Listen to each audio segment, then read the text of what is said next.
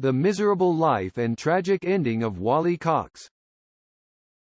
Wally Cox was born Wallace Maynard Cox on December 6, 1924, in Detroit, Michigan. When he was 10, he moved with his divorced mother, mystery author Eleanor Blake, and a younger sister to Evanston, Illinois, where he became close friends with another child in the neighborhood, Marlon Brando. His family moved frequently, eventually to Chicago, then New York City, then back to Detroit, where he graduated from Denby High School.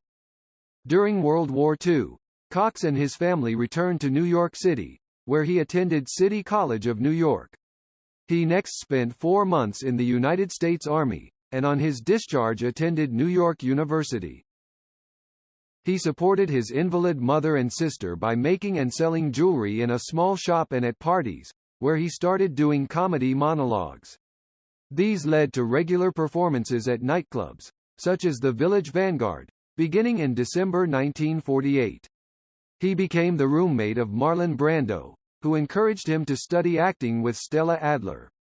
Cox and Brando remained close friends for the rest of Cox's life, and Brando appeared unannounced at Cox's wake. Brando is also reported to have kept Cox's ashes in his bedroom and conversed with them nightly.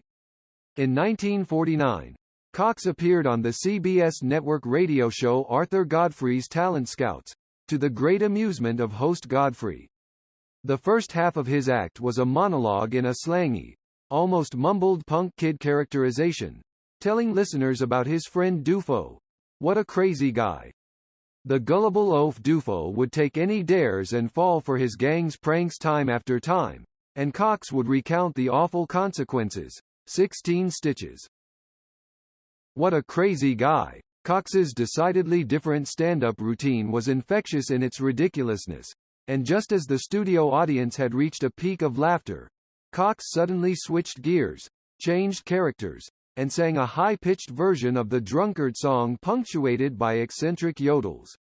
Wallace Cox earned a big hand that night, but lost by a narrow margin to the Chordettes, but he made enough of a hit to record his radio routine for an RCA Victor single. The Dufo routine, What a Crazy Guy, was paired with Tavern in the Town. He appeared in Broadway musical revues, nightclubs, and early television comedy variety programs between 1949 and 1951, including the short-lived Dumont series The Schoolhouse and CBS Television's Faye Emerson's Wonderful Town starring Faye Emerson. Cox had a huge impact in 1951 with a starring role as a well-meaning but ineffective policeman on Philco Television Playhouse. Producer Fred Coe approached Cox about a starring role in a proposed live television sitcom, Mr. Peepers, which he accepted. The show ran on NBC television for 3 years. During this time, he guest-starred on NBC's The Martha Raye Show. In 1953, Cox's comedy sketches were featured in the Ford 50th Anniversary Show, a program that was broadcast live on both NBC and CBS. Cox's 4 sketches consisted of a man trying to improve his physique, an expert on relaxation methods, techniques that allowed him to change from wallflower to popularity, and learning to dance. The program attracted an audience of 60 million viewers. 40 years after the broadcast, television critic Tom Shales recalled the broadcast as both a landmark in television and a milestone in the cultural life of the 50s.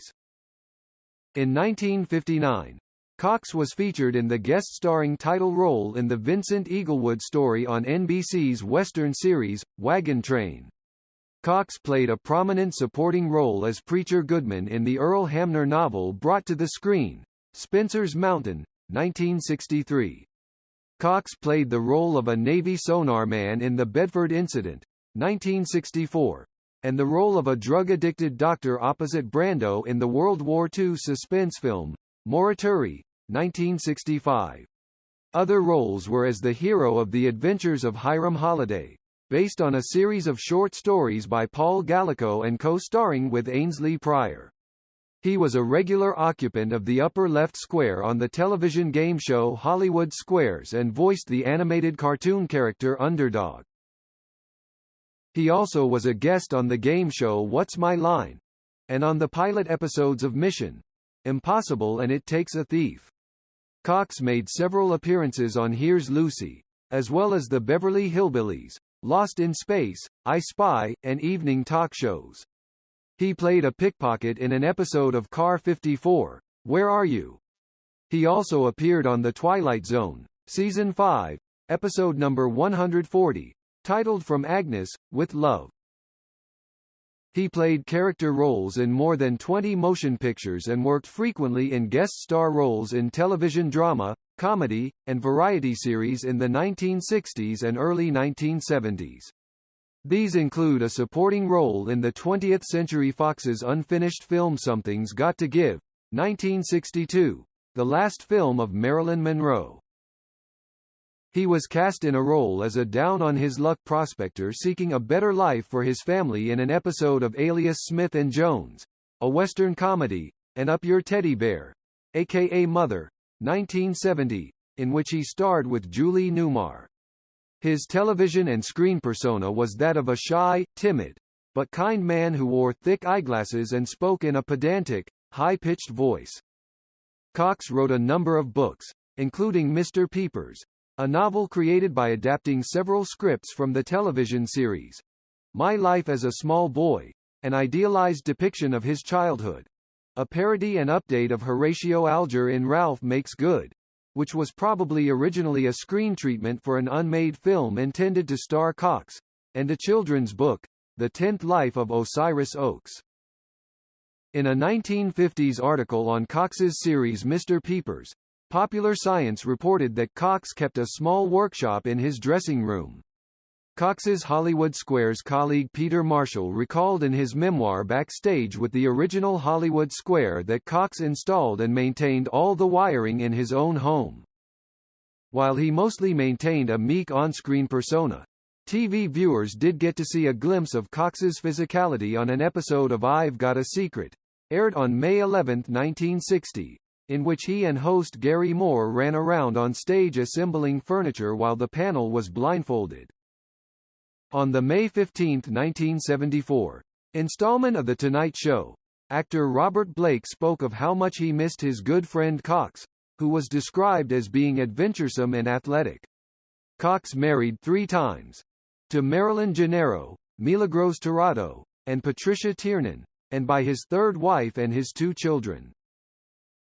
His close friendship with Marlon Brando was the subject of rumors. Brando told a journalist, "If Wally had been a woman, I would have married him and we would have lived happily ever after."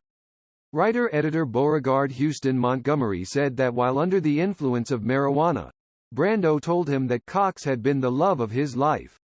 However, 2 of Cox's wives dismissed the suggestion that the love was anything but platonic. They are trying to break up a relationship that is perceived as toxic. This is the main reason why Marlon Brando and Wally Cox become cold and distant. Cox was found dead on February 15, 1973, in his home in Hollywood, California, at age 48. According to an autopsy, Cox died of a heart attack caused by coronary occlusion. Initial reports indicated that he wished to have no funeral and that his ashes would be scattered at sea. A later report indicated his ashes were put in with those of Brando and another close friend, Sam Gilman, and scattered in Death Valley and Tahiti.